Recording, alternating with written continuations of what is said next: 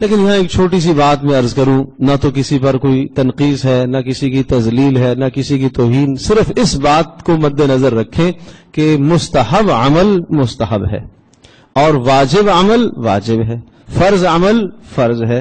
ٹھیک ہے جی. اب رسول پاک صلی اللہ تعالی علیہ وسلم نے یہ عمل تو مستحب قرار دیا.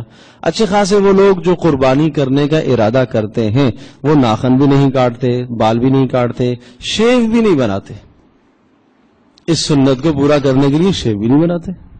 بھائی میرے عزیز دوستو، وہ تو ویسے بھی حرام ہے شیو بنانا، داڑھی کا کاٹنا تو ویسے بھی ناجائز ہے. وہ ان دنوں میں اجتناب کرتے ہیں کہ نہیں بھائی شباہت حاجیوں کے ساتھ ہو جائے.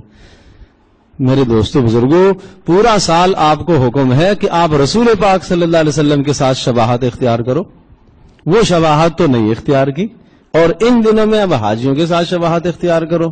تو اب دیکھو، ٹھیک ہے میں یہ نہیں کہوں گا حاجیوں کے ساتھ شباہت بھی بڑا کام، لیکن وہ شباہت جو پورا سال کرنے کی ہے وہ کس کے ساتھ ہے؟ وہ رسول اکرم صلی اللہ علیہ وسلم کے ساتھ ہے. تو شباہت کی بنیاد پر موسیٰ علیہ السلام کے مقابلے میں جو جادوگر آئے تھے، لکھا ہے تفسیروں میں کہ انہوں نے موسیٰ علیہ السلام کے ساتھ شباہت اختیار کی تھی. وہ والا لباس پہنا جو موسیٰ علیہ السلام کا لباس تھا. اسی وجہ سے فرعون نے انہیں یہ طعنہ دیا تھا کہ تمہیں موسیٰ نے ہی سکھایا ہے اور یہی تمہارا بڑا استاد ہے، اسی نے تمہیں سکھایا ہے. تو اس شباہت کی بنیاد پر اللہ پاک نے ان جادوگروں کو ہدایت عطا فرمائی، صرف شباہت پر. تو مجھے یہ بتاؤ، جو رسول اکرم صلی اللہ علیہ وسلم کی شباہت اختیار کرے گا تو کیا وہ محروم ہو جائے گا؟ پھر کیا نبی پاک صلی اللہ علیہ وسلم کی وہ سفارش سے محروم ہوگا؟ تو اس لیے حضرت صلی اللہ علیہ وسلم کی شباہت اختیار فرمائیں. اور اس میں بسا اوقات گھر کی خواتین رکاوٹ بنتی ہیں، ظلم کی بات ہے. وہ کیوں رکاوٹ بنے؟ خواتین کو تو حوصلہ افزائی کرنی چاہیے. دین میں ایک دوسرے کی حوصلہ افزائی کرو. ایک عمل کر رہا، اس نے نیک عمل کیا، آپ اس کو داد دو، اس کی حوصلہ افزائی کرو، ماشاءاللہ بہت اچھا، بہت عمل تو نے اچھا کیا ہے. اس کو اور بڑھاؤ تاکہ مزید خوشی کے ساتھ وہ عمل کرے.